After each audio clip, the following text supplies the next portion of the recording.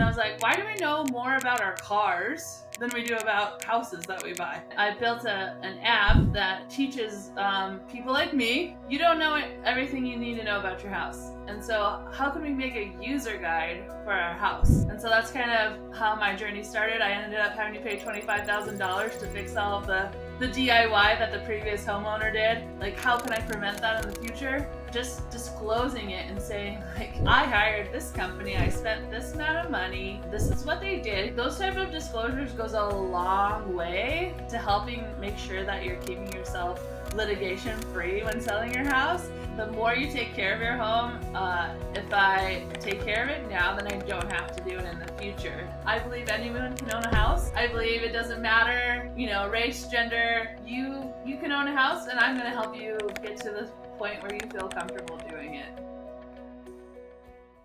So thank you for coming on the show. Could you tell us a little bit about your background? Yeah, sure. So, my name is Katie Shahan, and basically, I had a crossroads in life where I could go and work for a company that a friend of the family started back when I was graduating high school, or I could, go work at the local truck stop because truck stops build character.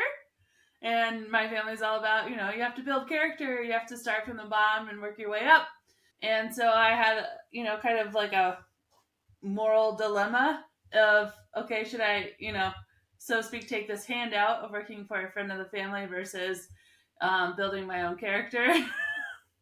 So I totally took the handout, and basically I grew up in rural Colorado, and the friend of the family had a software company, and he's like, "Do you want to go live in Manhattan, New York for 8 weeks before you start college, or do you want to work at the truck stop?" And I was like, "Well, character is important." So I did. I took that opportunity, and then I kind of went with it, and I started my entrepreneurial journey. It was a really small company. Worked my way up to CEO, and then had a nice exit and started my own company. So that's kind of in short, my entrepreneurial journey. I hope I built my character along the way without having to clean bathrooms, but everybody has their own journey. You're moving from software into real estate. Could you talk about that transition? Definitely. So basically, the AccuStaff was a nurse scheduling and staffing software. It was a B2B company, and I sold mostly to the government, VA hospitals. At the same time, I had bought a house, but I had a terrible home buying experience. And I was like, why do we know more about our cars than we do about houses that we buy? Like, it's really just not a transparent transaction. I bought this house, and second day of owning the house, I walk outside, I'm like all proud homeowner, gonna go mow my lawn, build some more character. The neighbor comes over and he goes, "You see that really beautiful garden bed up against your picture window in the front yard?" And I was like, "Yeah, isn't it great?" He goes, "You have to dig all of that up because you have moisture in the dirt up against a plywood siding, and that means the wood is rotting." So I dug up. It was my first house, and I dug up the garden bed, and there's insulation everywhere. There was dry rot or rotted out siding, and then pipes exposed. And this is September in Minnesota, and I don't know where exactly you're from, but Minnesota gets cold a little early. So I was freaking out that my pipes were going to freeze, and I didn't know anything about homing. I didn't know how to fix it. Like, who do I call? What's the next step? So that kind of started me on my journey with Yarlow.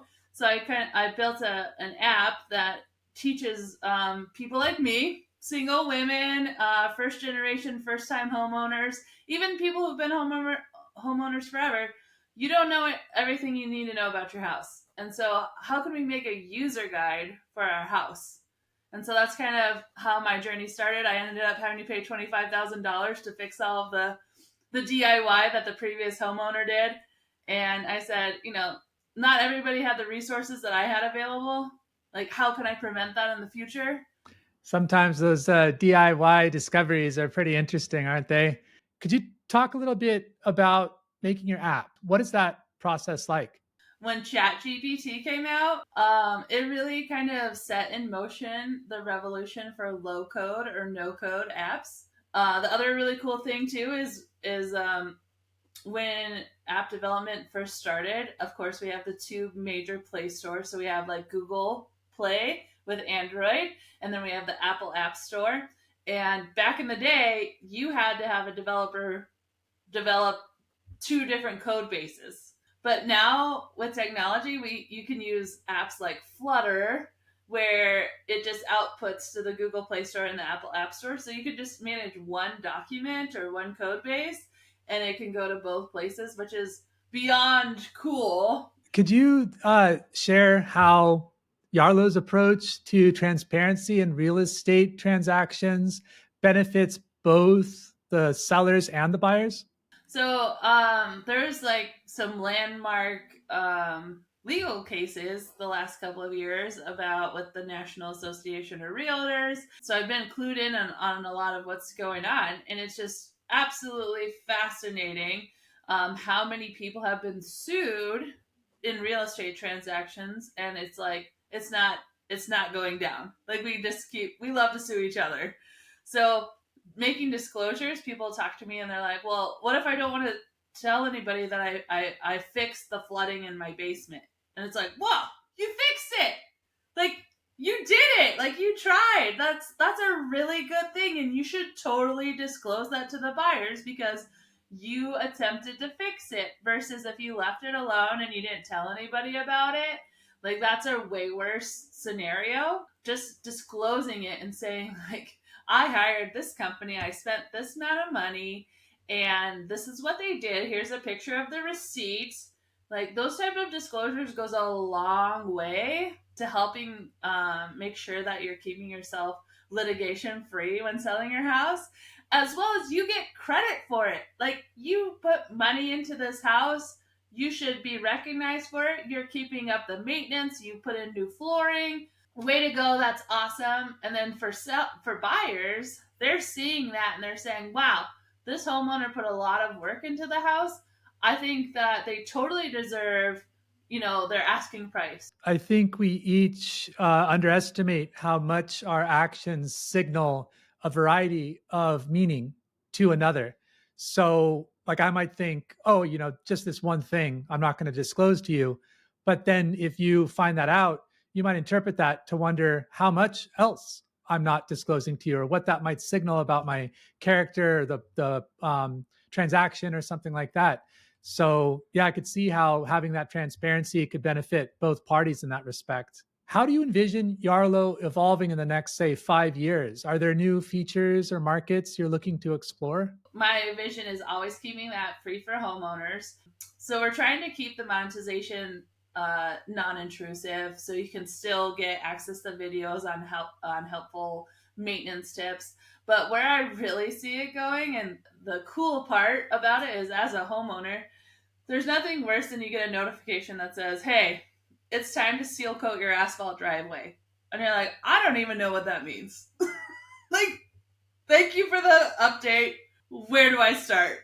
And so instead of just saying, hey, it's time to seal coat your driveway, here's, three people who can do it for you or whatever, what we really want to do is we want to say, hey, it's time to seal coat your driveway. Tom can be there next Tuesday at 8 a.m. Does that work for you? And this is how much it's gonna cost. How cool is it if you get a push notification that says, "Hey, Tom can seal coat your driveway. You have to do it every 3 years. He's gonna be there next Tuesday, and the cost is $250. Are you in or are you out?" And we want to make sure that we're providing solid home service providers for that purpose. But same thing if it snows. I always say to myself, like, I don't need a snow blower. I don't need to go to the gym. I love shoveling. Like, that's my favorite passion in life. No, it's not at all.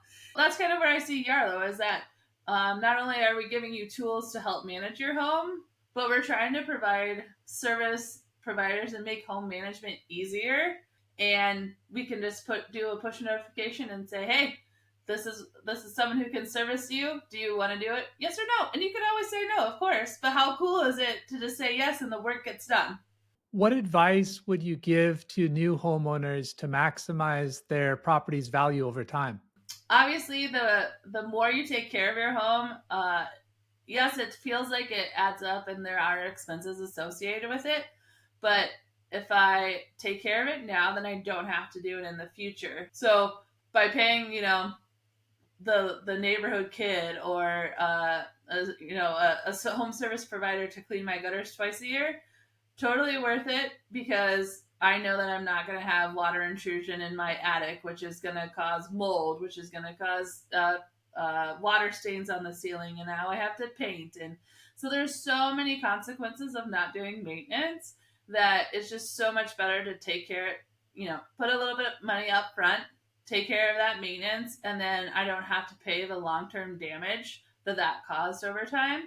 As a licensed broker in multiple states, what are some of the regional differences you've noticed in the housing markets you serve? Selling a house today is not the same as selling a year ago or 2 years ago or 5 years ago. So it changes all of the time. And so right now I'm seeing that still in urban communities, houses are still going for sale pretty quickly. The market has changed so much when it comes to selling a house that we're not necessarily getting over asking price, especially in the more rural communities. The housing market has kind of balanced out, but we are probably going to see another interest rate cut. We're going to see a lot more homeowners entering the market again in December, January, as the interest rates are adjusted. So, and also there's some promises in the election about different down payment assistance programs. So those are things that are going to also change the landscape of selling your house or buying a house. And at the end of the day, in my personal opinion, we can give people lots of money for down payment, but at the same time, the price of housing is still so expensive that we can't afford the monthly payments. What skills do you think are essential for someone looking to build a successful tech product in the real estate sector? It's definitely knowing who your customer is. So whether it's a tech product, CPG, or consumer packaged good, like you always need to know who your customer is. And so if you want to build something in the real estate sector, make sure that real estate needs it. Yeah, that's a great point there. So, one of the many unique things about you is that you're a radio talk show host. Could you talk to us about the Home Cringe Show and what inspired you to start this? I love to use humor. Humor is like one of my favorite coping mechanisms with life. And so we talk about cringy moments in home owning. So David, have in your experience, have you ever had a cringeworthy moment in home ownership? One of the houses I lived in Japan with a friend didn't have insulation. So basically, it had this unique phenomenon where the inside temperature was actually worse than the outside temperature. So, like in the summer, it'd be hotter inside than outside. And in the winter, it'd be colder inside than outside. I don't know how it did it, some kind of black magic. And the insects there were terrifying. Spiders the size of your head and lightning fast. Centipedes like massive. Speaking of character, it gave me more than my fair share. I could do with a little less character, I think. Um, but no, I think everyone's got their stories. Yes, it's so true. So we take stories like your own, and we try and learn from it. So what are and then we have professionals that come on. So we have a pest control guy who comes on, and he's like, "Listen, if those spiders are too fast, this is how we do it." And I'm Yeah. like the biggest insect phobia you've ever met. So I'm so glad that you know how to take care of that. Speaking of motivation, what motivates you each day to keep pushing boundaries in your career? Every day is definitely a challenge, and I think that's what is fun about entrepreneurship. I did my I was talking to my dad the other day, and I was had an interesting winter this year, or back in January a couple months ago. And I went to the doctor, and they're like, you know what? I think you need to see a mental health specialist. And I was like, you know what? I think you're right. Like, who doesn't need to see one of those these days? And so I go to this new doctor, and she's like, yeah, it sounds like you have ADHD, and we have something that can take care of that. And I was like, Dad, did you know that I have ADHD? And he's like, Katie, you're a founder. That's what founders have. If you didn't have that, we'd be questioning you. So it is very interesting to find motivation every day. And I've been spending a lot of time with different investors and different people across the U.S. And one of them, and they're talking about like the gender wealth gap. And one of them is like women make 70 cents on the dollar to men or something like that. And you're like, wow, that's a lot. That's like 70%. But then I was talking with this one woman who's amazing, and she started her own like hedge fund, and she's saying we're not going to talk about the gender wage gap. We're going to talk about the gender wealth gap, and that women only own something like 12% of the world's wealth. And I was like, that's fascinating. So when you talk about the gender wage gap, it's like 70%, 80%. But when you talk about the wealth gap, we're talking less than 15%. And so that's really interesting, and that's kind of a motivating factor for me. Yarlow kind of sums it up for me that I believe anyone can own a house. I believe it doesn't matter, race, gender, whatever. You can own a house, and I'm going to help you get to the point where you feel comfortable doing it. If you could give one piece of advice, just one, to your younger self, what would it be? So again, I enjoy humor. So I do enjoy that I didn't necessarily take life too seriously. I just think that keeping yourself open to new possibilities, open to new friendships, just being kind, being generous, and being open to new people, open to new experiences, and seeing where life takes you. Speaking of advice, what could you tell other people that might deal with that kind of harsh criticism? I don't know, this gentleman meant it like as a joke or whatever, but you're sharing aspirations, maybe, in jest.